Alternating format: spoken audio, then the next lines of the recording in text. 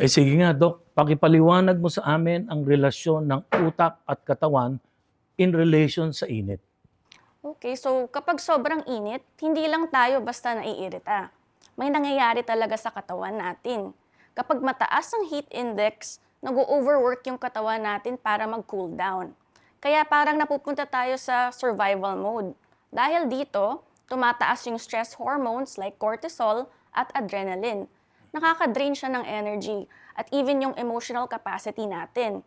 Kaya mas nahihirapan tayong to think calmly at mas mabilis tayong matrigger. Kaya kung mapapansin nyo po, parang mas on edge tayo, mas mainitin ang ulo at mas reactive. At bukod pa doon, naapektuhan din ng tulog. Kasi para makatulog tayo, our body needs to cool down first. Kapag mainit ang panahon, hirap mag-cool down. Kaya hirap makatulog o napuputol yung tulog natin. And kapag kulang sa tulog, mas mababa yung patience at tolerance natin sa stress. Kaya mas irritable tayo kinabukasan. So kapag pinagsama mo yung init, ang stress hormones, and poor sleep, talagang mas madaling mainit ang ulo.